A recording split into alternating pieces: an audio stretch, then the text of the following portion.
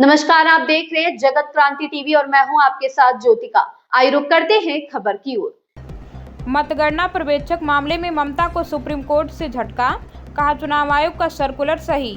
Supreme court ने शनिवार को तृणमूल कांग्रेस की उस याचिका पर कोई भी आदेश देने से इनकार कर दिया जिसमें पश्चिम बंगाल में वोटों की गिनती के लिए केंद्र सरकार के कर्मचारियों की तैनाती को चुनौती दी गई थी। शीर्ष अदालत ने टीएमसी से कहा कि मतगणना पर्यवेक्षकों के तौर पर केंद्र सरकार के कर्मचारियों को तैनात करने के संबंध में चुनाव आयोग का सर्कुलर नियमों के विपरीत नहीं है।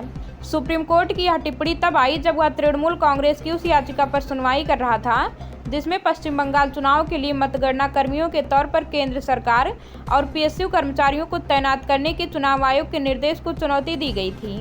बेंच ने इस बात पर जोर दिया कि चुनाव आयोग मतगणना कर्मियों को चुनने के मामले में अपनी सीमा के भीतर है।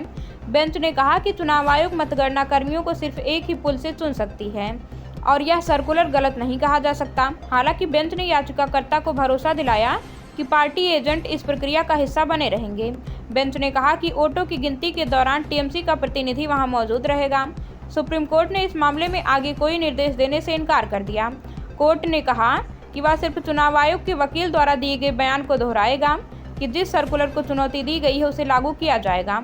असल में तृणमूल कांग्रेस ने पश्चिम बंगाल चुनाव की मतगणना ड्यूटी में केंद्रीय सरकारी और केंद्रीय पीएसयू कर्मचारियों की नियुक्ति के चुनाव आयोग के फैसले को सुप्रीम कोर्ट में चुनौती दी है।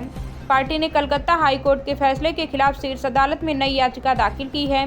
टीएमसी की नई याचिका पर शनिवार को सुप्रीम कोर्ट में सुनवाई हुई। सीजेआई सूर्यकांत ने इस मामले की सुनवाई के लिए दो जजों जस्टिस पीएस नरसिम्हा और जस्टिस जयमाल्या बागची की बेंच का गठन किया था। इससे पहले गुरुवार को कलकत्ता हाई कोर्ट ने टीएमसी की याचिका खारिज कर दी थी। तृणमूल कांग्रेस ने चुनाव आयोग के उस निर्देश को चुनौती दी थी जिसमें पश्चिम बंगाल विधानसभा चुनाव की मतगणना के लिए काउंटिंग सुपरवाइजर और काउंटिंग असिस्टेंट के तौर पर केंद्रीय सरकार और केंद्रीय सार्वजनिक उपक्रम कर्मचारियों की नियुक्ति का निर्देश दिया गया था। इस खबर में बस इतना ही। बने रहिए जगत क्रांति टीवी के साथ।